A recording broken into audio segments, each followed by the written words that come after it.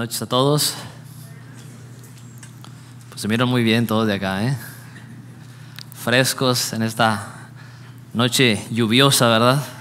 Pero gracias a Dios que llegamos todos con bien a la casa de Dios y pues vamos a recibir su palabra. La semana pasada el pastor David nos enseñaba acerca del perdón, el viernes pasado, cómo nosotros los creyentes primeramente somos perdonados para después perdonar a los demás.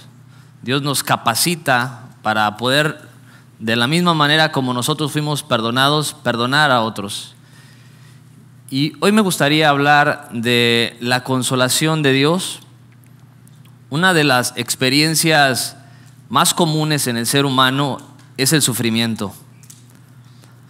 Aunque es algo común, que lo vemos por todos lados, el sufrimiento deja una huella en nuestra vida. Algunos hoy están sufriendo situaciones de las cuales son víctima, otros están sufriendo a consecuencia de sus malas decisiones. En fin, el sufrimiento es universal y alcanza a toda la raza humana, incluidos los cristianos. De hecho, Jesús nos aseguró que en este mundo tendríamos aflicciones, tendríamos dolor. Aquí entre nosotros, seguro es que hay personas que están sufriendo ahora mismo, que gimen por su dolor, que llegaron aquí a la iglesia a duras penas. Tenemos también personas que por ahora la están llevando tranquila, no hay sufrimiento en sus vidas, pero la realidad es que el sufrimiento va a venir también después. Y esto no es que uno le desee un mal a nadie, pero esta es la vida, es normal, es parte de la vida. El sufrimiento, como la experiencia humana que nosotros vivimos, nos muestra nuestra debilidad, pero también nos muestra que tenemos un Dios que no es indiferente al dolor. Un Dios que se acerca al hombre aun cuando el hombre está sufriendo. Dios es el consolador por experiencia. Así que hoy vamos a ver sobre cómo Dios nos consuela, la consolación de Dios para el creyente. Abra su Biblia, por favor, en el libro del profeta Isaías, en el capítulo 40, y vamos a leer el versículo 1 y 2.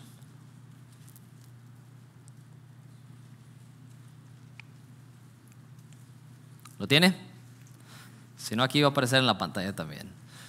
Dice la Escritura: consolaos, consolaos, pueblo mío, dice vuestro Dios. Hablad al corazón de Jerusalén, decidle a voces que su tiempo es ya cumplido, que su pecado es perdonado, que doble ha recibido de la mano de Jehová por todos sus pecados. El libro de Isaías es uno de los libros más excepcionales de la Escritura. Tiene una variedad en su forma literaria. Encontramos dentro de este libro cánticos, encontramos profecía, encontramos restauración, aliento y aún hasta revelación del fin. En los primeros capítulos de este libro del profeta Isaías encontramos al profeta haciendo un llamado al pueblo, y este llamado era al arrepentimiento. Israel, para variar un poco en su historia, se había alejado de Dios.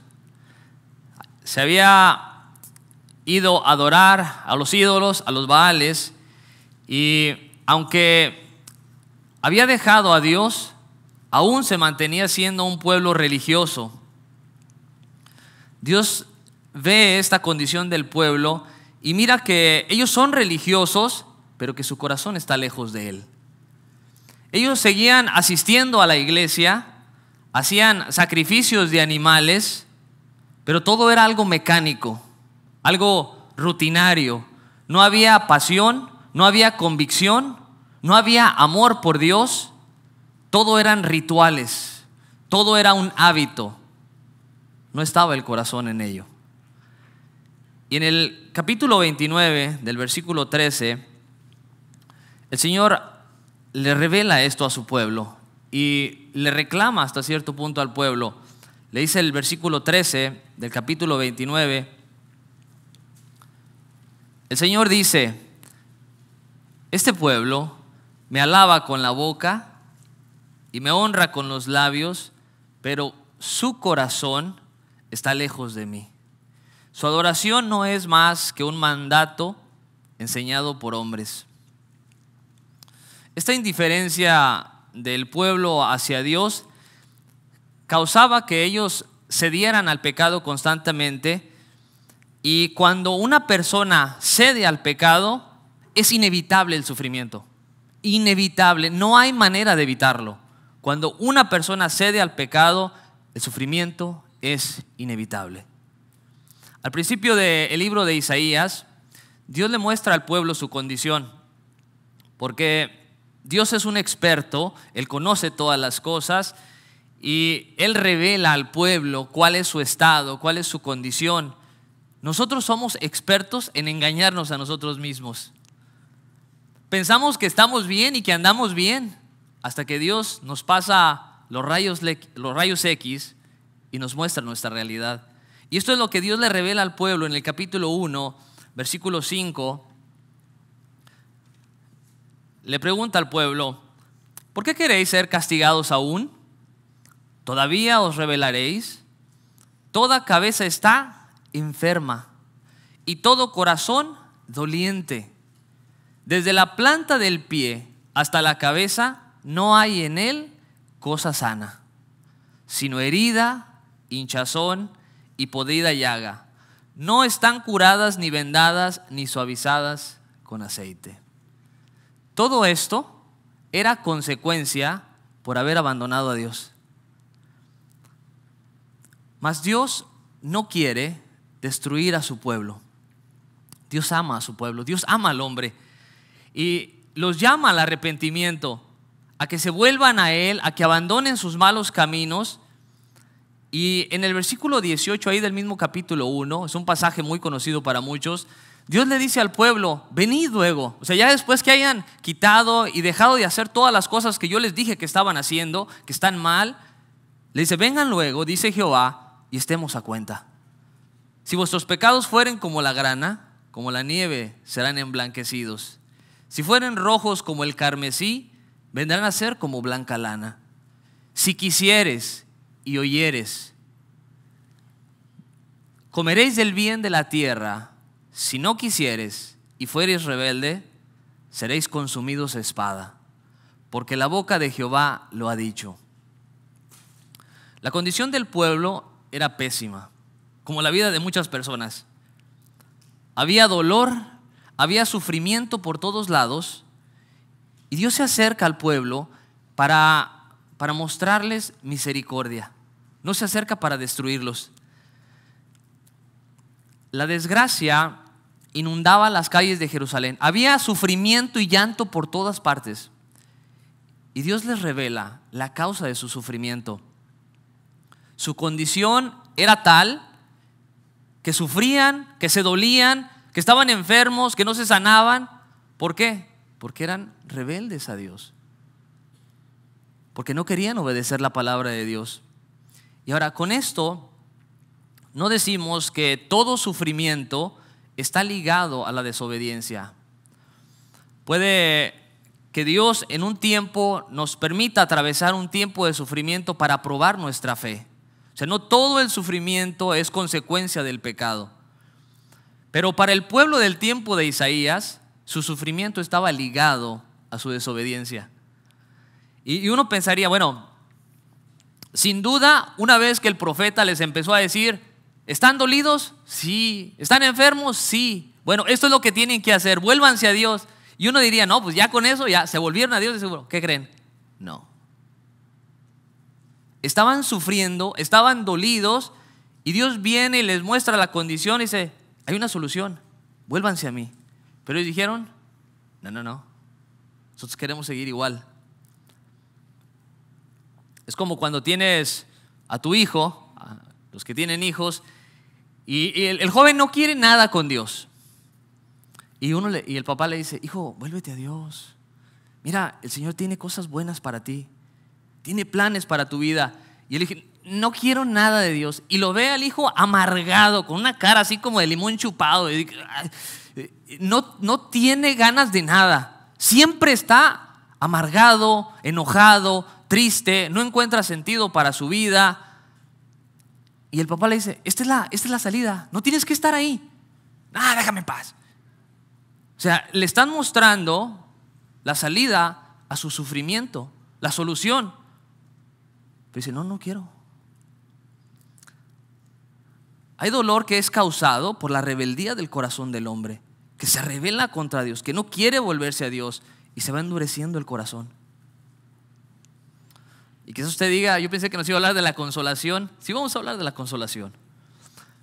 Pero primero tenemos que entrar como el doctor. Cuando hay una herida y la herida se está infectando y está causando dolor, el doctor, ¿qué hace? Llega y abre la herida, ¿verdad? O sea, no puede nada más llegar, ponerle un curita y una pomadita y sana la colita de rana, si no te alivias, te alivias mañana, ¿no? Y ya con eso ya. O sea, no va a quitar el dolor, no va a sanar la herida. Hay que abrir, hay que sacar, hay que limpiar y después hay que cerrar y hay que consolar. El doctor tiene que hacer este trabajo, tiene que limpiar, tiene que sacar para poder sanar la herida que está causando dolor. Dios estaba haciendo este procedimiento con su pueblo porque quería sanarlos. Y quiero que vea el corazón de Dios. Él se duele por la condición del hombre. Si tú estás en sufrimiento, en dolor, Dios se duele por la condición del hombre. Él no es indiferente a nuestro dolor. Él verdaderamente quiere ayudarnos, quiere aliviar el dolor, quiere sacarnos de la condición donde estamos, quiere consolarnos. Pero Dios no va a apapachar rebeldes, simplemente no lo va a hacer.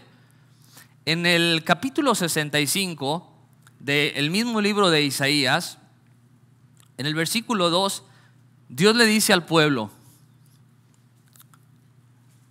extendí mis manos todo el día a pueblo rebelde, el cual anda por camino no bueno, en pos de sus pensamientos, pueblo que en mi rostro me provoca de continuo a ira, sacrificando en huertos y quemando incienso sobre ladrillos.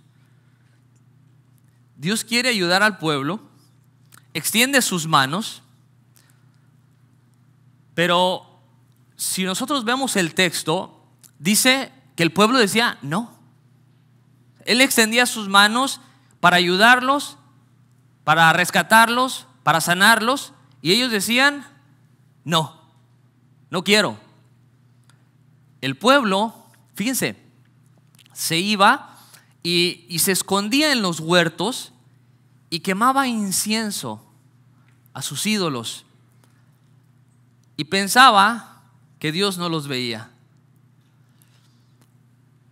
Así como muchos cristianos piensan que Dios no los ve, que Dios no ve las cosas que ven en sus teléfonos.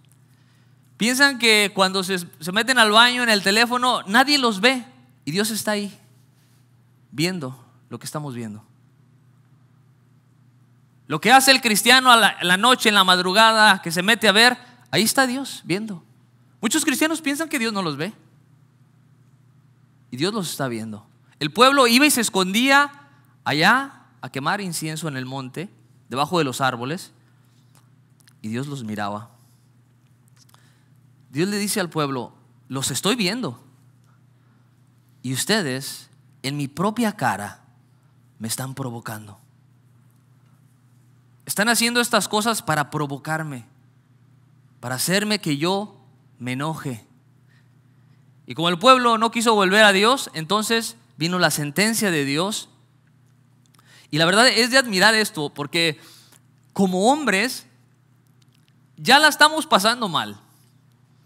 Y Dios nos llama, nos advierte y decidimos seguir en nuestros rollos. Dios dice, no hagas eso, si haces eso te va a ir mal. Y lo hago, ¿y qué? Pues dale. O sea, fíjense cómo somos los hombres, cómo nos endurecemos, cómo llegamos a ser tan necios para ir en contra de la voluntad de Dios que sabemos que nos va a dañar. Ya había sufrimiento en el pueblo, ya había dolor, ya había llanto, y ellos no querían la ayuda. Dios les ofrecía ayuda y ellos decían, no quiero ayuda. Es como el enfermo que le dicen, está moribundo, y le dicen, mira, aquí está la medicina, tómatela, con esa te vas a sanar. No la quiero. Oye, pero te vas a morir si no te la tomas. ¿Y? ¿Me muero y qué? Y uno se queda como, no puede ser. O sea, hasta ese punto llega la terquedad del hombre. No sé si usted ha conocido a alguien que es así de terco. Dicen, terco como una mulada. Son tercos, no puede ser. Y sabe que así somos a veces con Dios. Una y otra vez Dios nos dice, no hagas eso. Y ahí vamos. Y luego, ay Señor, te dije. Ya. Dios nos dice, nos llama, ¿por qué? Porque no quiere que nos lastimemos. Pero nuestro corazón llega a endurecerse y no importa cómo Dios nos hable. Hemos decidido hacer lo que nosotros queramos. Cuando se ha endurecido el corazón, añadimos sufrimiento al sufrimiento. Y la verdad, esto es una locura. O sea, ¿no le parece a usted una locura eso? De que está sufriendo, está a la cortada ahí y dice, voy a agarrar el martillo. Uy, ¿qué onda? O sea, ya estás abierto, ya estás con dolor ahí. ¿Cómo te vas a dar un golpe ahí mismo? O sea, parece una locura, pero eso es lo que estaba haciendo el pueblo. O sea, vamos a seguir haciendo lo que nosotros queramos. Bueno, por medio del profeta Isaías, el pueblo recibe la noticia de que Dios iba a traer juicio sobre ellos. Y les dice, van a ser llevados cautivos a Babilonia. Sus ciudades van a quedar destruidas. Todo lo que hay aquí va a ser llevado a Babilonia. En el capítulo 39 del mismo libro de Isaías, el rey de Babilonia envía a sus emisarios para llevarle regalos al rey Ezequías, porque había estado enfermo. Y los que conocen un poco más de la historia de la Biblia, Dios lo sana al rey Ezequías. Entonces el rey de Babilonia envía a sus emisarios, le llevan regalos al rey Ezequías. Y Ezequías, dice la escritura, que le mostró todo lo que había en el palacio. Todo. Y después de que le mostró absolutamente todo, llegó el profeta Isaías a hablar con Ezequías. Y miren lo que le dijo en el versículo 6 del capítulo 39. He aquí, vienen días en que será llevado a Babilonia todo lo que hay en tu casa.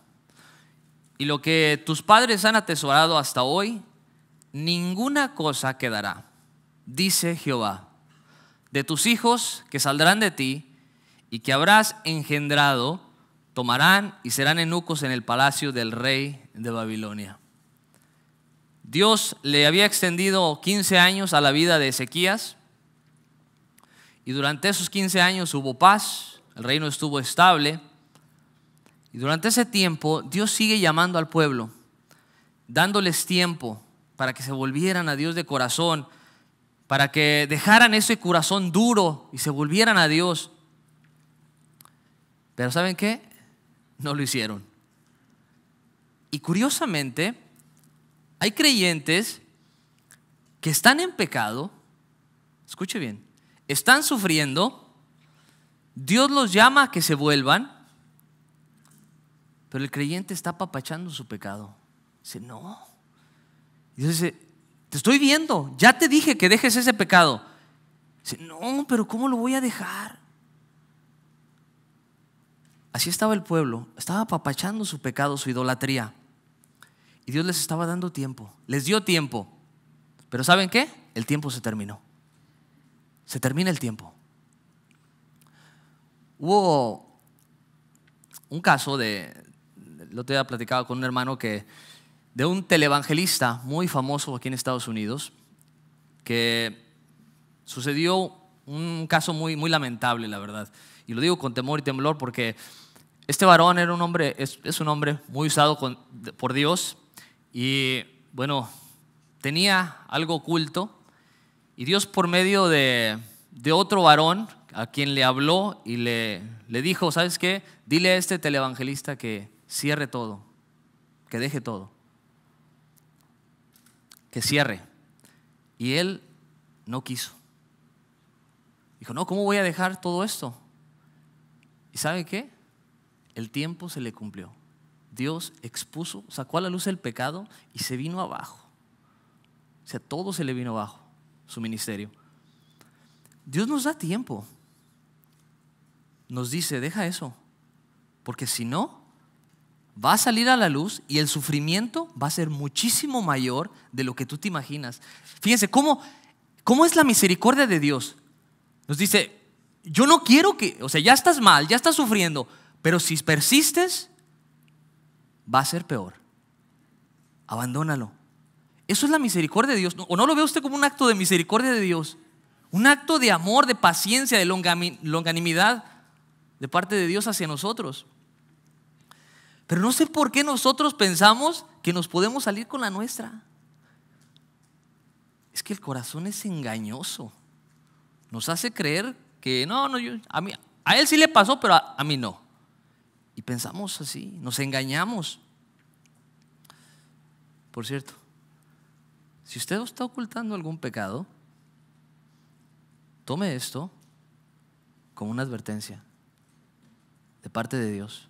No juegue, abandónelo, vuelva hacia Dios. Puede que sus días estén contados de su juicio. No se va a salir con la suya, créalo. No añada sufrimiento al sufrimiento que ya está pasando. Porque cuando el creyente está en pecado, pierde la paz, pierde el gozo. Y ya empieza a sufrir, ya de por sí está sufriendo. Pero si persiste, viene algo peor. Bueno, la cautividad llegó para el pueblo. Eso era en el tiempo futuro. Cuando Isaías habla esto, la cautividad era futura. Pero se acercaba la hora, el tiempo iba avanzando. Entonces, viene la promesa de Dios. Viene el consuelo de Dios para el pueblo. Para aquel pueblo que iba a ser exiliado, que iba a ser llevado, que iba a sufrir la consecuencia de no haberse vuelto a Dios. El capítulo 40, el profeta Isaías empieza a traer un mensaje de consuelo. Van a cosechar en abundancia por no haberse vuelto, pero yo los voy a consolar. Empieza un tiempo de consolación.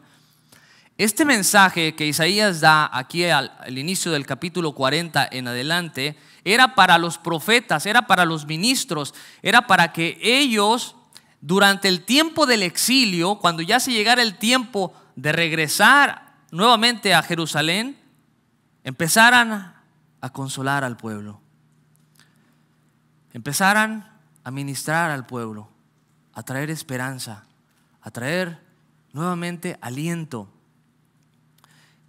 Y ellos tenían que hablar y consolar al pueblo, decirles, vamos a volver a nuestra tierra y vamos a ser libres otra vez. Y los ministros tenían que llevar este mensaje al pueblo. Ahora, ¿cuál era el mensaje que ellos tenían que decir? Vamos a ir nuevamente al versículo 1 del capítulo 40. Esto era lo que los profetas, los ministros tenían que decirle al pueblo que ya estaba sufriendo. Versículo 1. Consuelen a mi pueblo, dice su Dios. La palabra que Dios estaba hablando por medio de Isaías llevaba un grupo en objetivo, en mente, y un tiempo en mente. Mas como la palabra de Dios es eterna, ella es viva, podía ser recibida en el momento que Isaías la compartió, para algunos que trajera consuelo en ese momento, como puede ser para usted hoy, que está sufriendo, que Dios lo va a consolar, lo va a ministrar. Cuando Isaías escribe, algunos eran beneficiados, pero esta palabra llevaba en mente a aquellos que iban a ser exiliados, aquellos que iban a estar bajo el yugo de Babilonia, que iban a regresar nuevamente. Y cuando se llegó el tiempo, esta palabra que Isaías dio muchísimos años antes de que fueran llevados cautivos, cuando llegó el tiempo del exilio, cuando escucharon a los profetas, aquellos mensajeros de Dios decir: consuelen a mi pueblo, consuelen a mi pueblo. Estas palabras tomaron vida, tomaron fuerza. ¿Por qué? Porque el pueblo estaba sufriendo. Y es como cuando estamos en medio del desierto y nos dan un vaso de agua fresca. Cae bien. Esta palabra para el pueblo que estaba en Babilonia era así. Era algo que los iba a refrescar, que les iba a traer esperanza, que les iba a traer ánimo. Lo menos que uno que está cosechando las consecuencias de su desobediencia necesita escuchar es: te lo dije, para que aprendas. Eso es lo menos que una persona que está atravesando por las consecuencias de su pecado, de su desobediencia, necesita escuchar. Es lo menos. Te dije, para que se te quite. Ese no era el mensaje de Dios para los dolidos. Una madre o un padre que están llenos del amor de Dios, aun cuando ven a su hijito que se golpea, después de haberle dicho muchas veces: no hagas eso, no hagas eso, y que lo ven que juega con el martillo y se pega con el martillo y viene corriendo, la mamá, como lo ama, se compadece. Así como que te dije, pero y ahí está llorando el niño con el moco tendido, ¿no? Y la mamá lo consuela. ¿Por qué? Porque lo ama, porque es su hijo. Bueno, Dios estaba haciendo esto con el pueblo. Después de haber sido desobedientes, rebeldes, ahora estaban clamando, ahora estaban sufriendo, y Dios los va a consolar. Dios va a ministrar su corazón. Dios va a consolar a su pueblo. Cuando nosotros venimos a Dios reconociendo nuestra falta y reconocemos que necesitamos de Él, reconocemos que hemos fallado, que hemos sido desobedientes, usted puede esperar que Dios lo va a consolar. Dios lo va a consolar. Si usted se vuelve a Él quebrantado y dolido, Él lo va a consolar. La acción de consolar aquí nos habla de alentar, de aliviar. Tiene que ver también con el habla principalmente. O sea, de dar expresiones de ánimo, de aliento, de esperanza. Este verbo en el hebreo tiene una conexión con la palabra griega parakaleo, que quiere decir llamar a una persona al lado. En Mateo 5:4, cuando Jesús empieza a hablar de las bienaventuranzas, en el versículo 4 dice esto, y aquí usa la palabra esta, parakaleo. Dice: bienaventurados los que lloran, porque ellos recibirán consolación. La consolación es para los que lloran, aquellos que están sufriendo, aquellos que ven su condición, aquellos que son pobres de espíritu, aquellos que reconocen su necesidad de Dios. Esos que lloran, que se vuelven a Dios, reciben consuelo. Ese consuelo de Dios está garantizado. Dios los va a consolar. Curiosamente, Jesús llama al Espíritu Santo el Consolador. ¿Por qué no le llamó el Vengador? ¿Se ha puesto a pensar? ¿Por qué el Consolador?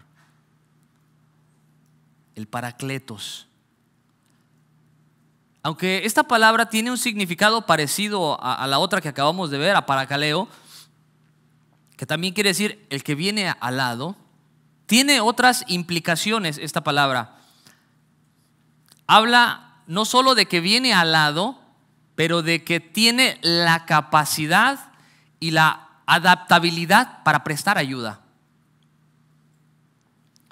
Por ejemplo, una persona que sufre un accidente automovilístico, llega a un buen samaritano y lo ve tirado ahí y trata de ayudarlo. Se le acerca, es su parakaleo, se le acerca ahí al lado, pero si llega un paramédico ahí al accidentado y es su paracaleo, su paracletos que está ahí al lado, el paramédico está más capacitado para ayudar al que está dolido, ¿verdad? Es un mejor paracletos, está capacitado para ayudar al accidentado. El Espíritu Santo es el paracletos perfecto. Él sabe cómo consolarnos. Él sabe cómo socorrernos cuando nosotros estamos sufriendo. Cuando lloramos, Él sabe cómo consolarnos. Porque los hombres también lloramos, ¿verdad? ¿Llorones? Ahora, la consolación, en primera instancia, en el texto hebreo, nos habla de hablar palabras de ánimo, ¿verdad? ¿Y cuáles fueron estas palabras de ánimo que tenía que hablar el profeta o los ministros al pueblo? Bueno, el versículo 2 del capítulo 40 de Isaías dice: hablad al corazón de Jerusalén. Otras traducciones dicen: hablen con cariño, con mucho cariño, dicen otras traducciones. Cuando una persona está pasando por un momento de dolor, lo que necesita es gente sensible. Lo menos que una persona que está sufriendo necesita es una persona insensible que se acerque a él o a ella.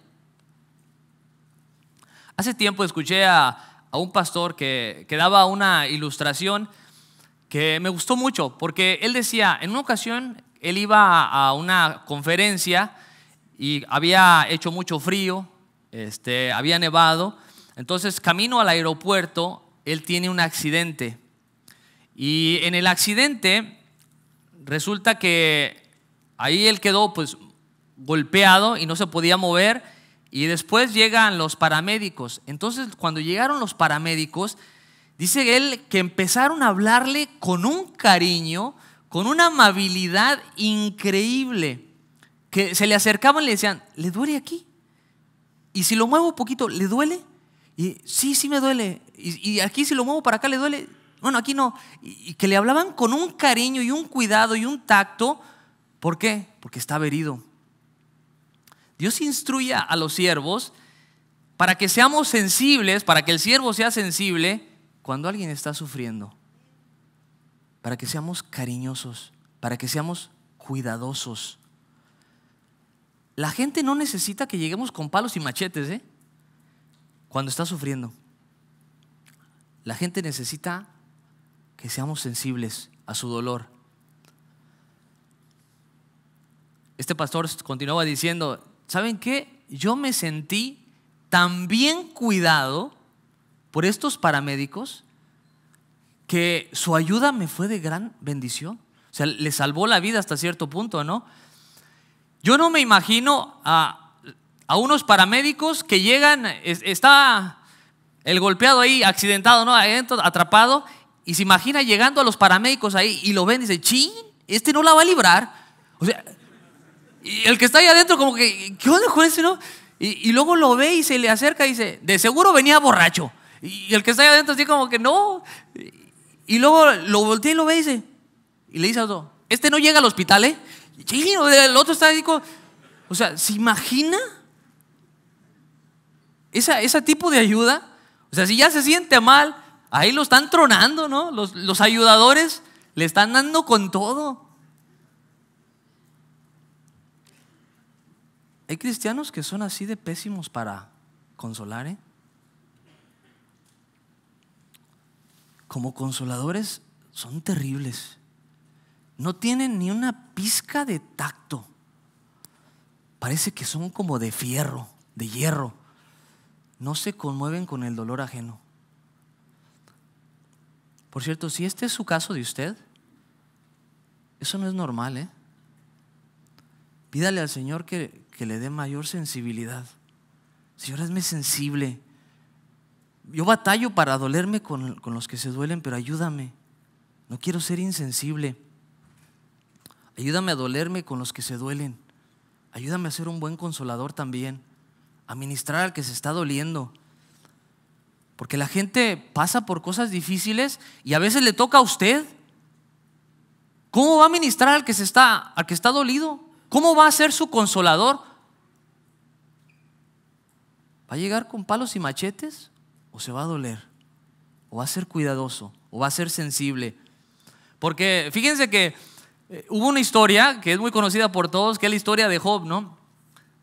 Donde llegaron unos amigos que bien podrían haber sido sus enemigos y supuestamente llegaron a consolarlo, y ya después de buen rato que estuvieron wiri, y hable, esto, lo otro, en el capítulo 13 de Job, en el versículo 4, Job dice esto: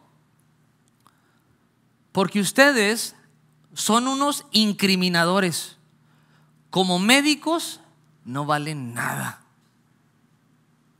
Este hombre estaba dolido, quebrantado, perdió todo, y llegaron estos, dizque a consolarlo, y lo único que venían era con suposiciones. A mí se me hace que está así por esto y esto y esto otro. Y empezaron con sospechas. Yo creo, por ahí andan diciendo que, o sea, y el hombre quebrantado, dolido, perdió sus hijos, perdió todo, y llegaron estos insensibles, insensatos también, dizque a consolarlo, y le empezaron a dar de palos. Job no necesitaba eso. ¿No habrá sido mejor un Job? Aquí estoy contigo. En lo que te pueda ayudar, cuenta conmigo. Aquí voy a estar. No puedo entender tu dolor del todo, pero aquí estoy. Eso hubiera sido mejor que toda la sarta de palabras que dijeron en los capítulos que estuvieron hablando. En vez de consolarlo, llegaron a darle. Los consoladores del pueblo debían ser sensibles, debían hablar con cariño al pueblo. Sus palabras debían traer esperanza, debían traer ánimo. Salomón dijo en Proverbios 15:23: el hombre se alegra con la respuesta de su boca, y la palabra a su tiempo, cuán buena es. Oh, cuando usted consuela a una persona y le da una palabra de aliento cuando está sufriendo, y la persona le dice: eso era lo que necesitaba escuchar, hasta uno se queda como, ay, no. ¿Por qué? Porque fue una palabra buena en un buen tiempo. Fue una palabra que animó, que alentó, que ayudó. Pero cuando está sufriendo alguien y usted dice: no, pues ha de ser por esto, y la otra persona se queda como así, y uno se queda como que ya metí los pies, ¿verdad? Pero la palabra dada a su tiempo, cuán buena es. Qué bueno es aquel que sabe hablar con cariño al que sufre. La actitud del que consuela debería ser sensible para que sus palabras traigan consuelo. Por eso Pablo le dijo a la iglesia en Roma, en el capítulo 12, versículo 15: gozaos con los que se gozan, llorad con los que lloran. O sea, Pablo le está diciendo: sientan lo mismo que ellos sienten, tengan empatía. Ustedes como cristianos sean consoladores, tengan empatía, sientan lo mismo que sus hermanos. Entonces, el pueblo, para consolar a otros también, tenía que sentir lo mismo. Los ministros tenían que comunicar al pueblo, primero, con cariño, con cuidado, palabras. Pero ¿qué eran las palabras que tenían que decir? Versículo 2 de Isaías 40, seguimos ahí en el mismo texto. Hablad al corazón de Jerusalén, decidle a voces que su tiempo es ya cumplido. Lo primero que le van a decir al pueblo es: ya se cumplió tu tiempo, ya. El pueblo se encontraba en el exilio, en una tierra extraña y lejos del templo de Dios. Y es como un preso cuando ha estado en la cárcel por mucho tiempo y alguien llega y le dice: se cumplió el tiempo, eres libre. Imagínate las diferentes emociones que pasan en el corazón de ese preso. Siente alegría, gozo, siente ganas de llorar. Tanto tiempo que ha querido ver a su familia, jugar con sus hijos, salir a trabajar, poder ir a la tienda. Y le dicen: se cumplió el tiempo. Es tiempo de que te vayas, eres libre.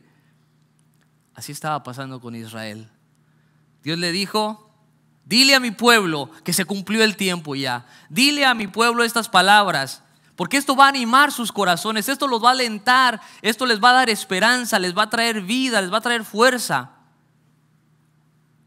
El pueblo estaba sufriendo a consecuencia de su pecado. Y Dios les dice: dile a mi pueblo que ya han recibido el castigo por su pecado. Los profetas debían saber hacer esto, comunicárselo a sus hermanos con cariño, con cuidado, decirle: hermanos, el castigo se ha cumplido. Dios nos ha dicho que volveremos a casa. Y quizás tú seas uno de esos que está recibiendo estas noticias de parte de Dios hoy. Que Dios te dice: ya se cumplió el tiempo. El tiempo de tu sufrimiento se terminó. Ya pagaste por tu desobediencia. Ya se cumplió. Viene una etapa nueva para tu vida. ¿Y qué más debía decirle al pueblo el profeta? Mismo versículo 2. Hablad al corazón de Jerusalén, decirle a voces que su tiempo es ya cumplido, que su pecado es perdonado. Los profetas tenían que decir al pueblo, a voces, tenían que ir comunicándole: pueblo, Dios ha perdonado nuestro pecado, se ha cumplido el tiempo de nuestro castigo.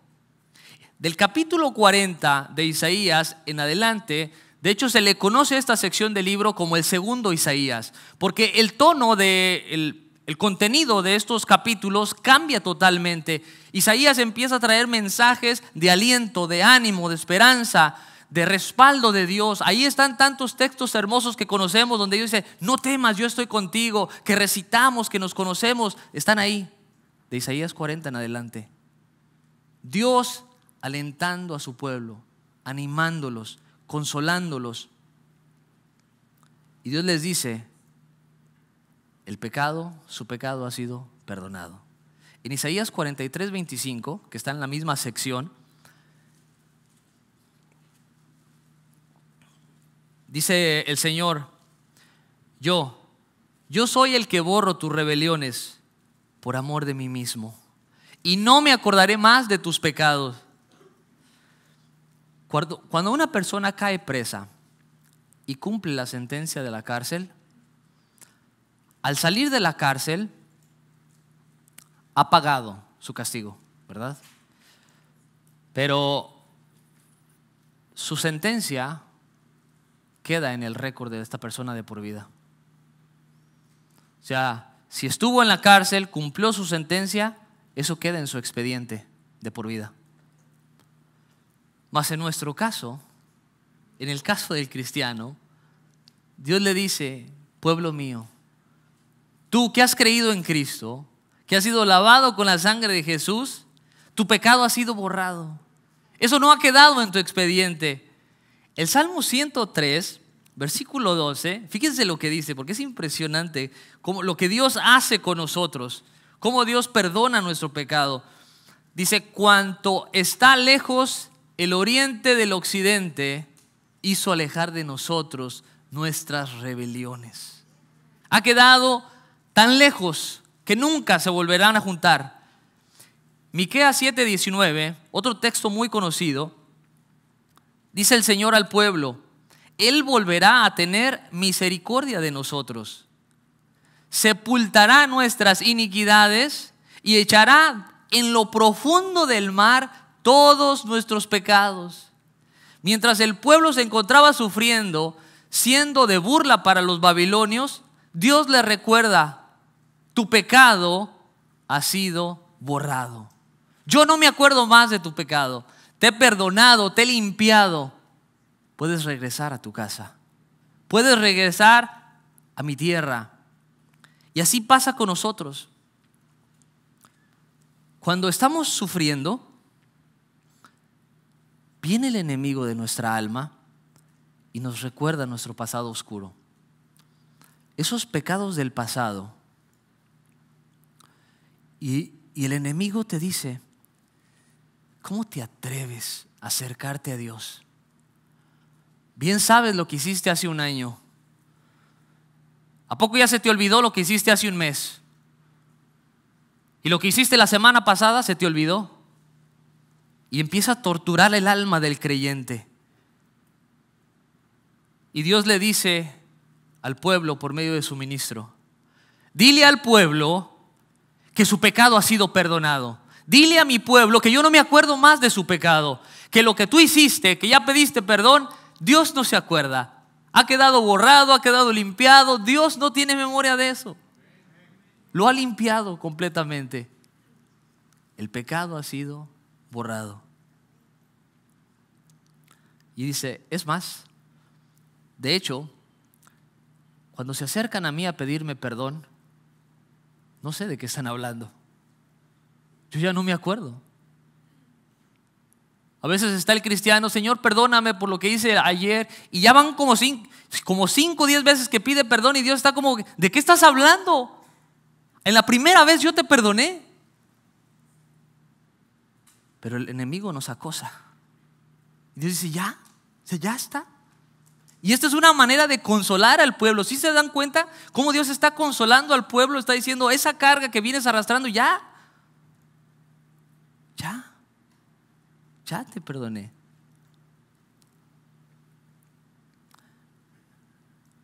Los enemigos del pueblo los acosaban, se burlaban. Pero Dios le dice al pueblo: ya, quiero consolarte. No más vas a ser acosado por tu pecado. Dios consuela el corazón del pueblo y Dios consuela tu corazón. Si tú, mi hermano, mi hermana, has fallado y te has vuelto a Dios, aliéntate, porque tu Dios ya te ha perdonado. Tu Dios ya te ha limpiado. La sangre de Cristo te ha lavado. Dice el apóstol Juan en la primera carta, en el versículo 9 del capítulo 1: si confesamos nuestros pecados, Él es fiel y justo para perdonar nuestros pecados y ¿qué? Y limpiarnos de toda maldad. Y esto es lo que el pueblo tenía que escuchar. Es como Dios estaba consolando a su pueblo.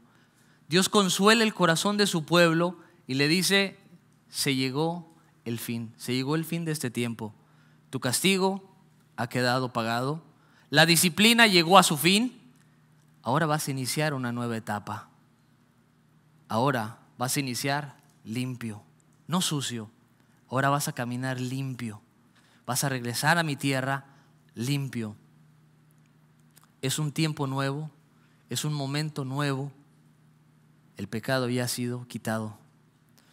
Por mucho tiempo el pueblo de Israel se había encontrado en el exilio y ahí no podían hacer sacrificios porque estaban lejos del templo. Y entonces Dios les dice: yo sé que ustedes están lejos de mi templo, donde ustedes no pueden traer sacrificios para ser perdonados, pero yo quiero decirles que ya los he perdonado, que ya ha quedado perdonado su pecado, aún estando ustedes acá en Babilonia, que van a regresar. Isaías sigue más adelante y en el versículo 11 del mismo capítulo 40 está mostrándole su restauración, está alentando al pueblo, está animándolo, está consolándolo y le va a mostrar no solamente esto, sino también su cuidado. Versículo 11, esto es la palabra de Dios para todos. Como un pastor, él cuidará a su rebaño. Con su brazo reunirá a los corderos, los llevará junto a su pecho y llevará a descansar a las ovejas recién paridas. Fíjense cómo la consolación va de palabras de ánimo hasta el fin del castigo, luego el perdón de los pecados y luego brinca Isaías a mostrarle la imagen del pastor. Pero Isaías brinca con la oveja débil, porque está consolando al que sufre, está consolando al pueblo que está dolido. Cuando una persona sufre y se duele, necesita un cuidado especial. Cuando una persona se lastima, se accidenta y va a terapia, necesita un cuidado especial. para volver a estar en óptimas condiciones. Dios toma en sus manos a su pueblo y dice: no solamente te consuelo, yo voy a cuidarte. Yo voy a tomarte en mis manos y te voy a cuidar. Te estoy alentando con palabras, pero ahora te voy a tomar en mis brazos. Esta imagen es muy conocida para el pueblo de Israel, porque era un pueblo que abundaban los pastores, abundaban las ovejas. Entonces este concepto ellos lo tenían fresco. Por eso la imagen es tan impactante para el pueblo, es tan alentadora para el pueblo, porque ellos vivían en medio de las ovejas. Y el Señor le dice: así como cuando una ovejita ha nacido y no puede caminar bien, el pastor lo que hace es toma a la oveja y la pone en sus brazos y la lleva. Y Dios le dice al pueblo: eso es lo que yo voy a hacer con ustedes. Ustedes que están sufriendo, yo los voy a tomar en mis brazos y yo los voy a cargar. Ustedes que no pueden más, que no pueden caminar más, yo te voy a llevar en mis brazos, le dice el Señor al pueblo. En cuanto al sufrimiento, hay de sufrimiento a sufrimiento, ¿verdad? En los centros de rehabilitación, si usted ha ido a algún centro de rehabilitación, usted ve ahí enfermos de todos, ¿verdad? Algunos están en la silla de ruedas y no pueden hacer mucho. Otros los miras que apenas se paran. Otros ya andan dando pasitos pequeños. Pero cada uno lleva un proceso diferente. Cada uno está en un sufrimiento diferente. Todos están dolidos ahí, ¿no? Todos están lastimados, pero unos están en una etapa y otros en otra. Bueno, en esta imagen precisamente el Señor muestra esto. Yo sé que no todos están en el mismo dolor. Yo sé que no todos enfrentan el sufrimiento igual. Y yo voy a tratar con cada una de una manera distinta. El Señor viene y le dice: yo voy a tener un cuidado especial de todos ustedes. Yo las voy a cuidar a cada uno de ustedes. Hay situaciones como la pérdida de un ser querido que son difíciles de superar.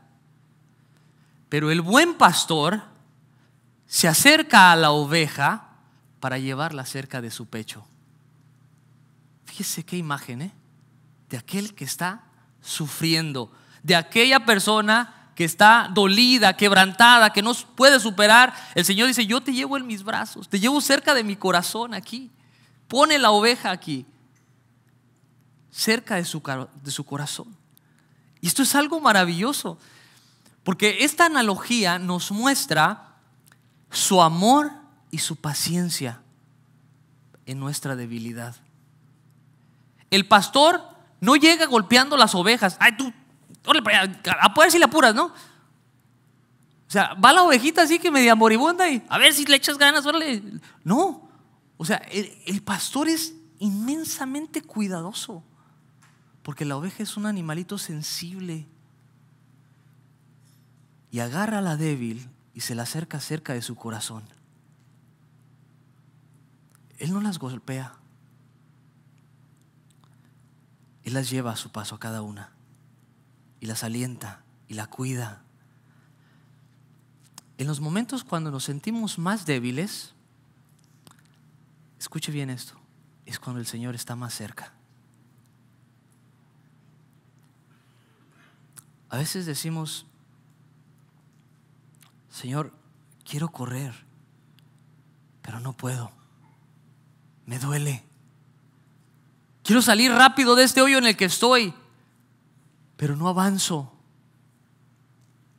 Quizás será porque estás en los brazos del pastor.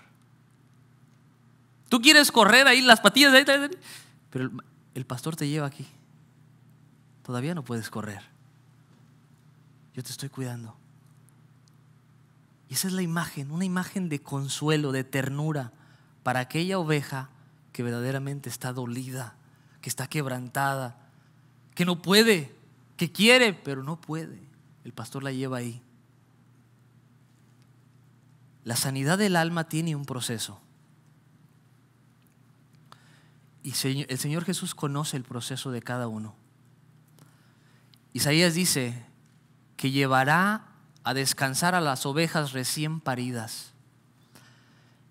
Las recién paridas habla de aquellas que están débiles a causa de haber parido una cría, por obvias razones, ¿no?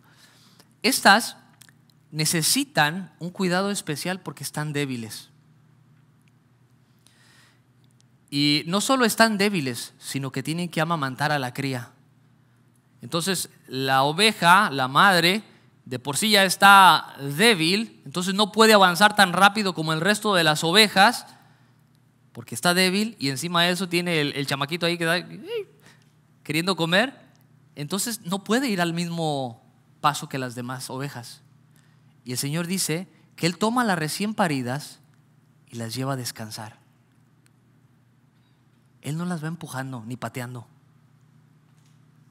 Él lleva su tiempo, su paso. Con esa ovejita, Él la lleva a su paso.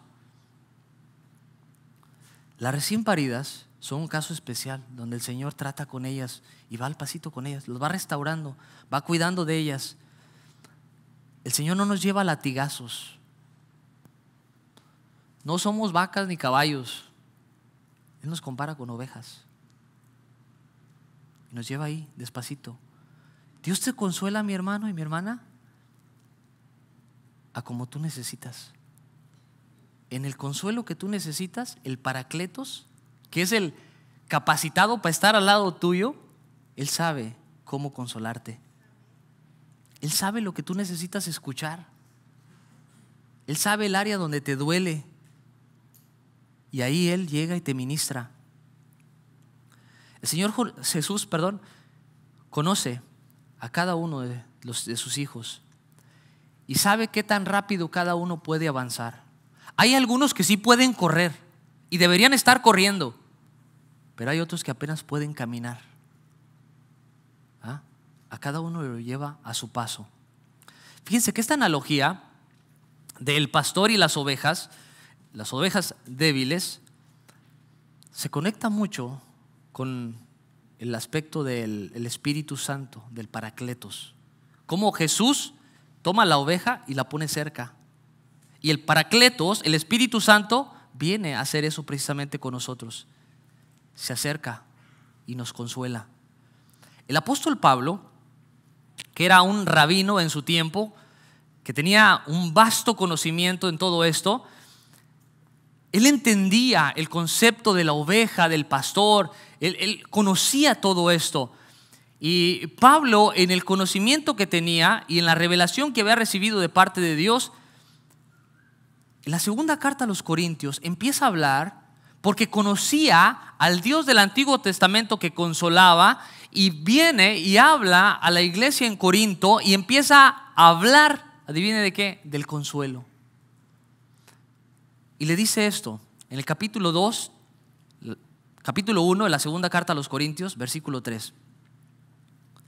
Dice: bendito sea el Dios y Padre de nuestro Señor Jesucristo, Padre de misericordias y ¿qué? Dios de toda consolación. Pablo dice: bendito sea el Dios que viene a nuestro lado, que es nuestro Paracletos, y viene a nuestro favor y en nuestra defensa. Y sigue diciendo en el versículo 4: el cual nos consuela en todas nuestras tribulaciones, para que podamos también nosotros consolar a los que están en cualquier tribulación, por medio de la consolación con que nosotros somos consolados por Dios. Dios se acerca al cristiano, a ti o a mí, aquellos que están sufriendo, y nos conforta, nos consuela, nos alienta, nos da palabras de esperanza, palabras de ánimo, de aliento. Fallaste, pero adelante, yo estoy contigo, levántate. Y te empieza a alentar, te empieza a exhortar a que sigas. Nos empieza a consolar. Ahora, su consolación tiene un propósito. En la medida en que nosotros somos consolados por Dios, nosotros consolamos a otros también. Fíjese bien esto, porque Dios es inmensamente sabio. Esto es impresionante. Aquellos que han pasado por la muerte de un hijo si han recibido la consolación de Dios en su proceso, si han abrazado el consuelo y la fortaleza de Dios para su dolor, son los mejores consejeros, consoladores para otros padres que pierden otro hijo.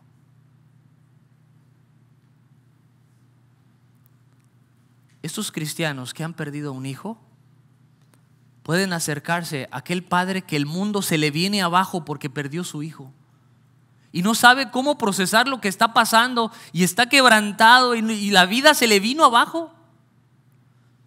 Ese otro cristiano viene y se acerca y le pone la mano y le dice: te entiendo, te entiendo. Y con palabras lo alienta. Te voy a decir una cosa, yo sé lo que duele. Dios me sacó adelante, yo lo viví, pero te voy a decir una cosa, Dios te va a sacar adelante a ti también. Yo sé que es doloroso, yo lo experimenté, lo viví en carne propia, pero vas a salir adelante. Y ese consejo, ese consuelo, ese paracletos que vino a ser el cristiano para el dolido, quizás en ese momento no lo abrace todo tal como se lo dijo, pero esas palabras van a mellar en su corazón y le van a traer aliento y le van a traer esperanza. Él pasó también por lo mismo. Dice que salió: Señor, me duele. Y sus palabras de aliento lo ayudan, lo consuelan, lo confortan, le traen ánimo. Porque está sufriendo, porque vivimos en un mundo donde la gente sufre, porque nosotros mismos sufrimos. Y si nosotros somos consolados, podemos consolar a otros. La misma consolación que nosotros recibimos la podemos dar a otros. Los cristianos que han sido consolados por Dios y no están amargados por el trato de Dios, sino que han recibido el trato de Dios con mansedumbre y han aceptado el sufrimiento y han permitido que Dios los consuele. Estos cristianos que han sido consolados son consejeros maravillosos. Esos cristianos florecen, crecen, son una bendición para otros, porque tienen palabras de aliento, de esperanza, de consuelo. Aquel que se amargó: no, pues es que yo no entiendo por qué me pasó esto y Dios, y yo te soy fiel y eso, y ahí están todos amargados. ¿Sabe qué? Se vuelven inútiles. Nadie quiere escuchar a un amargado. ¿Usted sí? Nadie. De hecho, hasta le saca uno la vuelta a veces. Ay, este brother nada más quejándose la pasa. Pero el que ha recibido el trato de Dios es dócil, tiene palabras de aliento, tiene palabras de esperanza. El sufrimiento, aunque es una píldora difícil de pasar, cuando el cristiano se refugia en Dios y es consolado por Dios, se vuelve útil en las manos de Dios. En el versículo 5, ahí mismo en el texto de Corintios, dice: porque de la manera que abundan en nosotros las aflicciones de Cristo, así abunda también por el mismo Cristo nuestra consolación. Hay sufrimientos que vienen como parte del trato de Dios en nuestras vidas. Hay sufrimientos que son consecuencia de nuestras malas decisiones, de nuestra rebelión hacia Dios. Mas el cristiano tiene a un Dios que lo consuela en todas sus tribulaciones, ya sea por rebeldía o ya sea por trato de Dios. Dios es un padre que ama y su corazón está para con sus hijos. Cuando ellos se vuelven, cuando nosotros nos volvemos a Él, sí o sí Dios nos va a consolar. Él es el consolador. Es de creyentes ser consolados. Su consolación siempre viene cuando nos volvemos a Él. Siempre viene. Y Dios está dispuesto a consolar a usted y a mí en todo momento. Póngase de pie.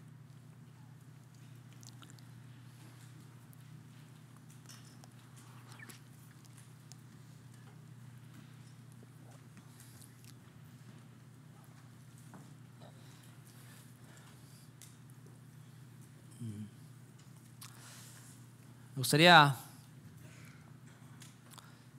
hacer un llamado para aquellos que están hoy aquí, que se han alejado de Dios. Si tú eres creyente y te has alejado de Dios, Dios quiere consolar tu corazón. Dios quiere ministrar tu vida. Pero esto solo va a ocurrir si tú te vuelves a Él. Mas si tú decides no volverte a Dios, endurecer tu corazón, recibe también esta advertencia. Si no te arrepientes, el juicio viene sobre ti. Dios quiere consolarte. Dios quiere restaurarte. Pero si tú decides seguir caminando por ahí, créelo, los días están contados.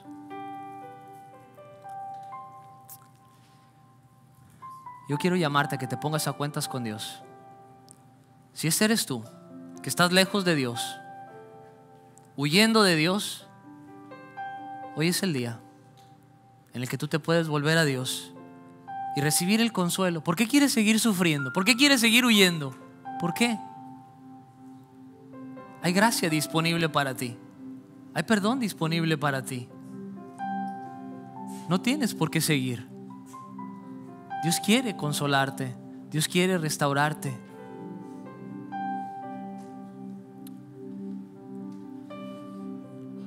Si alguien aquí está pasando un tiempo de sufrimiento, levante su mano. No es pecado sufrir, es muy humano. Si usted está pasando un tiempo de sufrimiento, levante su mano sin miedo, sin miedo. No es crimen. Dios quiere consolar tu corazón. Levántenla bien para que se vea. Bien, hay varias manos levantadas. Si tú estás cerca de la persona que está levantando su mano, te voy a pedir que te acerques. Miren al lado. Ustedes sean consoladores de los que están sufriendo.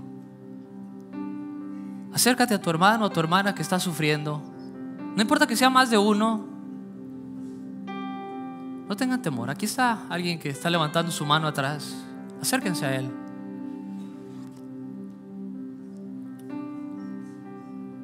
Y oren por él. Aliéntenlo. Denle palabras de aliento, de esperanza, de fortaleza. Acá de este lado hay alguien más que está levantando su mano. No cierren sus ojos. Los que no tienen su mano levantada, les pido por favor que abran sus ojos y vean a su alrededor. Acuérdense que como hijos de Dios somos consoladores también. Alienten a su hermano, a su hermana.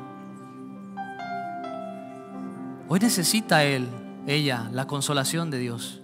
Y tú eres un instrumento para consolar, para alentar. Duélete con su dolor. Ora por él y dice: hermano, Dios está contigo. Dios te va a sacar de eso. Dios quiere consolar tu corazón. Él no se ha olvidado de ti. No ha olvidado tu dolor y tu clamor. Dios está aquí en medio de su pueblo. Está aquí para consolar, está aquí para restaurar, está aquí para animar, para alentar. El Señor trae palabras de aliento, de consuelo para tu vida. No vas a permanecer ahí. Dios te va a sacar. Dios te va a llevar a tierra de paz y de descanso. Gracias, Señor, por ser nuestro buen pastor. Gracias, Espíritu Santo, porque te estás moviendo en medio de tu iglesia a través de tus santos. Estás usándolos para que sean consoladores para sus hermanos, para que nos dolamos con el que se duele, para que lloremos con el que llora. Señor, que podamos ser sensibles al dolor de nuestros hermanos, que podamos llorar con el que llora, que podemos traer una palabra de esperanza, de aliento para nuestros hermanos, animarlos, alentarlos y consolarlos. Gracias, Espíritu Santo, porque eres el consolador que necesitamos. Tú, Señor, estás aquí consolando y ministrando a tu pueblo. Gracias, Padre.